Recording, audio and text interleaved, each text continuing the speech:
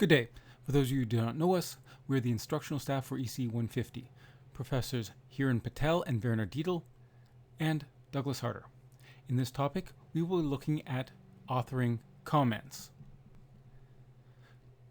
So this is the fourth in a sequence of 6 topics on C assertions, code development strategies, including the use of skeletons, testing your code, commenting your code, using print statements for debugging, and then using tracing for debugging. In this topic, we will describe. Now, the purpose of comments is to explain in English, or whichever language you're working in, to the reader what the code is supposed to accomplish. Any good programmer can look at the code and understand what the code is doing. The comments help the reader understand why the code is doing what it is doing. This will help you, for it will let you know what the code is actually attempting to accomplish, and you can then check whether or not it is actually doing that. It allows programmers to discover bugs more easily, and comments allow programmers to extend the code for additional functionality. Comments describe the characteristics of how a function works to the reader. The types of comments can be documentary, functional, algorithmic, or explanatory, and we'll go through each of these in the following slides. Comments may appear either before the function definition or throughout the function definition. Now, documentary comments include who was the original author, when was the file first written, what is the current version number, what significant changes have been made to the function, has the function been extended for greater functionality, and perhaps who authored those changes. Here's a very simple example of documentary comments for a GCD function. We include file, author, date, version, and a few corrections. Functional comments describe the overall behavior. Basically, this gives us the relationship between the parameters, their significance, and the returned value. So it tells you what the types of the parameters are, what their significance is, and any restrictions on the arguments. It also indicates what is returned, the return type, and the relationship between what is returned to the parameters. For example, here are some additional functional comments that would appear after the documentary comments.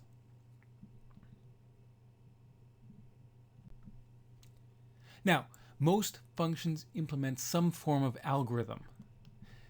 Therefore, it's useful to describe what algorithm is being used, any modifications to a standard algorithm, are there any optimizations that are being implemented, and what specific steps are being used to deal with C++ types, for example. It may also include additional details, references, and other comments on the algorithm. Here's an example. Here we're indicating that we're using the Euclidean algorithm, and then I describe the algorithm in steps using numbers and letters. I also include a reference to the Wikipedia description of the Euclidean algorithm. Now, sometimes you have to do something in your C++ code that really isn't related to the algorithm in question, but has to do more with the C++ language, or perhaps some sort of issue with the compiler. These are called explanatory comments, and they help the reader determine why a particular statement appears in your function. Now, algorithmic and explanatory comments can also appear in the definition of the function. So as you can see here, the numbering of the comments 1, 2, and 3 relate back to the algorithmic comments that appeared before the function definition a few slides previous. This way the reader can quickly go back and compare the two and see, yes, this is indeed the algorithm that was described above. However, I also have here an explanatory comment. So normally the Euclidean algorithm does not work with the arguments 0, 0, at least in the way that C++ is implemented. So you have to have a special case where you check if both arguments are 0. However, rather than just checking that, in this case, I chose just to check if the arguments are equal, return one of them, and this also deals with the special case 0, 0. And here again, we see the additional comments, again linking to the algorithmic comments that appeared prior to the function definition. But again, at the bottom, I have some more explanatory documents. For example, here I have an assert false. Well, assert will cause an error if the argument ever is false. Well, false is always false, so this assertion must always fail. But I include a comment as to why this assertion is here. Basically, we should never get here. If we ever execute that statement, there must have been a problem.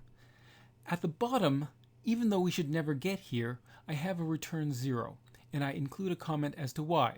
Some compilers complain if no return statement appears at the bottom of the code, because the compiler doesn't understand that this particular algorithm should never break from the infinite loop above. Instead, it should simply return when R appears to be 0. Now, some more comments on comments. Comments should appear before and not after the code in question. This is what most programmers expect, and it becomes frustrating if you are reading some code, trying to figure out why it works, and then finding the comments after. Also, do not align your comments with the code as you see below.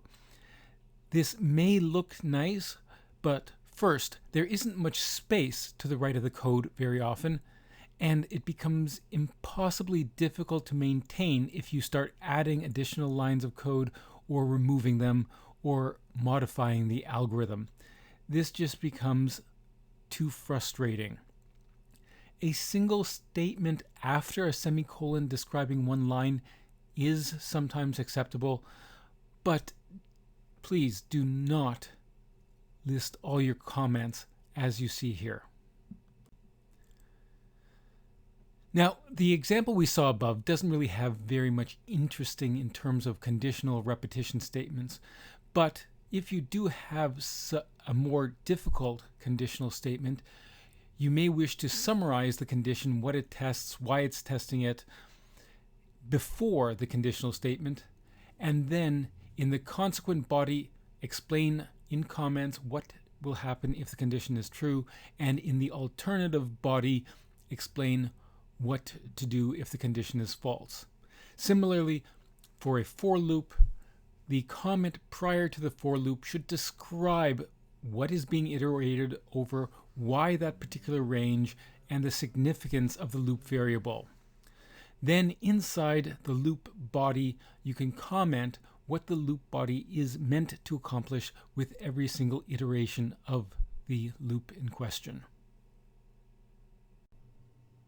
Now, too many students simply put into the comments what the code does in English. I can see that this adds 2 to n. I didn't need your comment to let me know that. Basically, this is more than useless, as first of all, the programmer can obviously see that this statement adds 2 to n, but now the programmer has additionally wasted time reading that completely useless comment. Here's a much better comment that describes the exact same statement, but it tells the programmer what's going on. Go on to the next odd integer. Oh, okay, so obviously n was an odd integer, and by adding 2 onto it, we're going on to the next largest odd integer. So in this topic, we've now covered how you should be using comments while you are authoring your code. And we described the different purposes that different comments may have. They may document the function, they may describe the arguments and their relationship to what is returned. There may be algorithmic comments that describe how the arguments are converted into the return value, and together with explanatory comments that may describe why something is done, perhaps for C++ language specific reasons or perhaps compiler related reasons. Here are some references: acknowledgements, the colophon, and a disclaimer. Cheers!